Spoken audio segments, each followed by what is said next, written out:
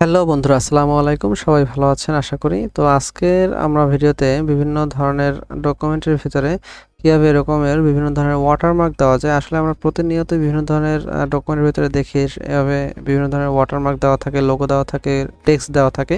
তো এই টেক্সটগুলো প্লাস লোগোগুলো কীভাবে ওয়াটারমার্কে দিতে পারি, তো এইটাই নিয়েই আসলে আমাদের এই ভিডিওটি। তো আশা করি সবাই ভালো করে দেখবেন এবং আমাদের চ্যানেলটি সাবস্ক্রাইব করবেন। চলুন আমরা মেইন ভিডিওতে ইন্ট্রো পরে ফিরে আসি।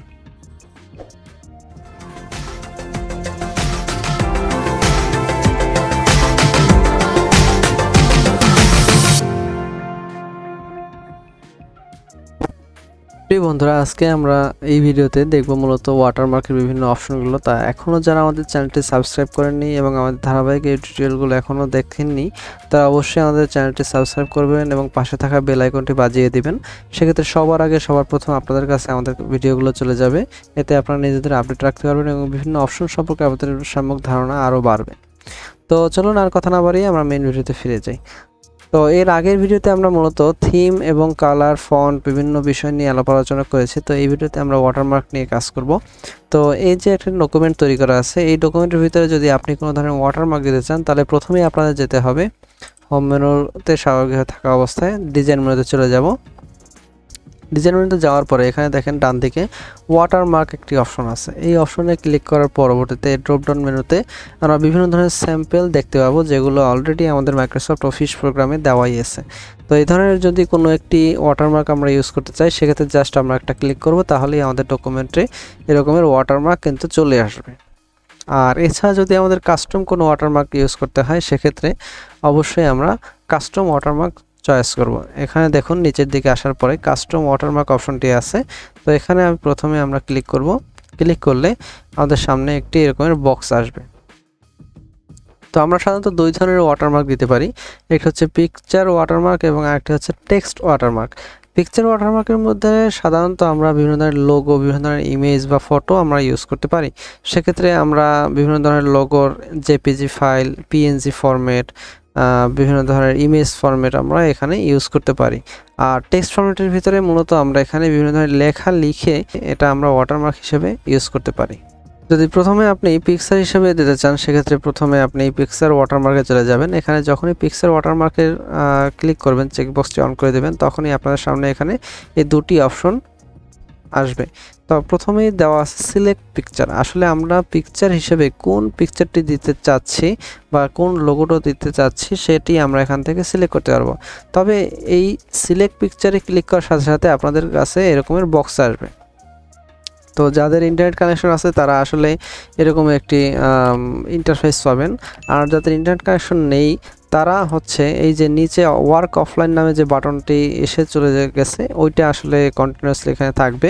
তো যখন ওয়ার্ক অফলাইন অপশনটি থাকবে, তখন ওই ওয়ার্ক অফলাইনে ক্লিক করলে আসলে আপনারা বিভিন্ন ফাইল ব্রাউজ করার অপশন পেয়ে যাবেন।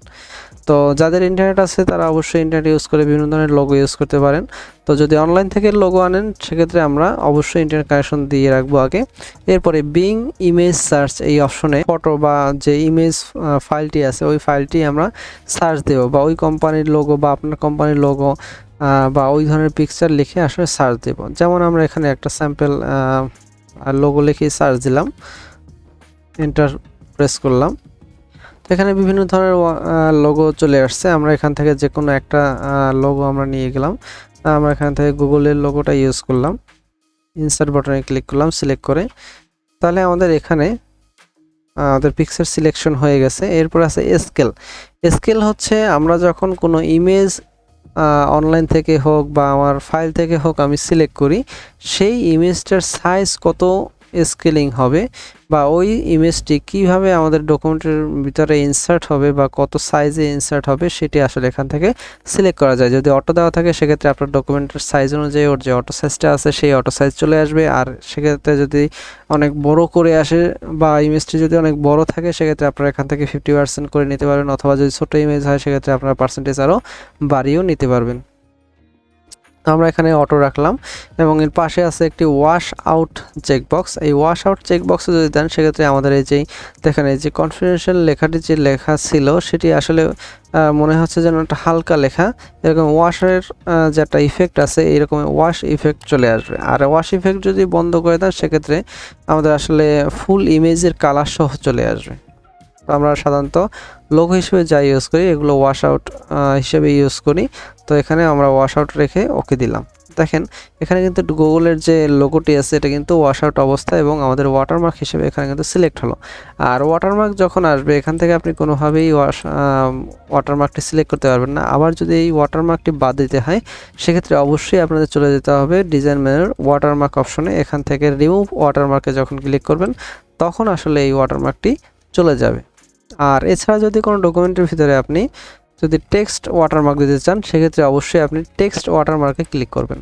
তো এখান থেকে যখনই টেক্সট ওয়াটারমার্কটি সিলেক্ট করবেন তখন language, text, font, size, colour এবং লেআউট নামে এরকম বিভিন্ন অপশন আপনাদের সামনে ভেসে উঠবে।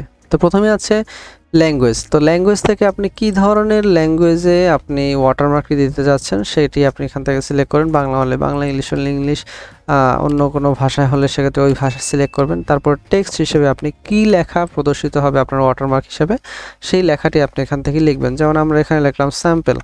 তো এখানে স্যাম্পল লেখাটি লেখার পরে আমরা এখানে ফন্টের অপশন থেকে আমরা যে কোনো একটা ফন্ট সিলেক্ট করে দিতে পারি। এখানে আপনি কোন ডিজাইনে বা কী ধরনের ফন্টে আপনি এটি শো করাতে চান সেক্ষেত্রে আপনি এখান থেকে ফন্টের নামটি সিলেক্ট করে দেবেন। আর যদি চান যে আপনার ডিফল্ট অবস্থা যেটি আছে সেটি ইউজ করে দেবেন সেক্ষেত্রে আপনার এখান থেকে কোনো পরিবর্তন না করলেও চলবে।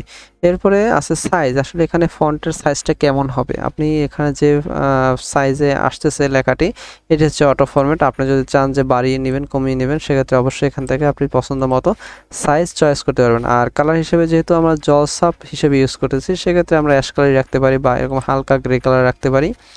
আর যদি আপনি কোনো কালারে আপনি চান লাল বা নীল ও এরকম ধরনের কোনো ওয়াটারমার্ক দিতে চান সেক্ষেত্রে আপনারা এখানে আপনার পছন্দ মতো কালার ইউজ করতে পারবেন। তবে আমাদের একটি সাজেশন থাকবে, সেটি হচ্ছে ওয়াটারমার্ক হিসেবে যখনই কোনো কালার ইউজ করবেন ওটি যেন অবশ্যই লাইট কালারের ভিতরে হয়। কারণ আপনি যদি ওয়াটারমার্ক বেশি গাঢ় কালার ইউজ করেন তখন কিন্তু তার সামনে থাকা টেক্সট অনেক সময় আছে বোঝা যায় না, তার রিডেবিলিটি কমে যায়। সেক্ষেত্রে অবশ্যই কালারটি আপনি অ্যাশ কালার বা এরকম লাইট কালার ইউজ করতে পারেন। এরপরে আছে লেআউট, ডায়াগোনাল এবং হরিজন্টাল। ডায়াগোনাল হচ্ছে আপনারা এই যে আড়াআড়ি অবস্থায় যে লেখাটি আসছে এরকম যদি রাখতে চান সেক্ষেত্রে আপনারা অবশ্যই ডায়াগোনাল অপশনটি সিলেক্ট থাকবেন। এরপরে অ্যাপ্লাই এবং ওকে ক্লিক করবেন, তাহলে আপনি যে কাঙ্ক্ষিত যে ওয়াটারমার্কটি চাচ্ছেন সেই ওয়াটারমার্কটি আসলে চলে আসবে। তো দেখুন আমাদের ওয়াটারমার্কটি অলরেডি চলে আসছে, কিছু স্যাম্পল দেওয়া থাকে।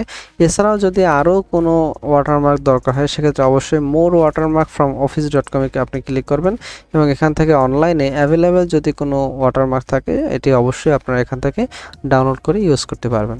তো আশা করি বন্ধুরা আমাদের ভিডিওটি ভালো লেগেছে। আর যদি ভালো লেগেই থাকে সেক্ষেত্রে অবশ্যই আমাদের চ্যানেলটি সাবস্ক্রাইব করবেন এবং আপনার বন্ধুবান্ধব সবার সাথে শেয়ার করবেন এবং আমাদের পাশেই থাকবেন। তো বন্ধুরা আবার দেখা হবে অন্য কোনো ভিডিওতে, অন্য কোনো সময়। ভালো থাকবেন। আল্লাহ হাফেজ।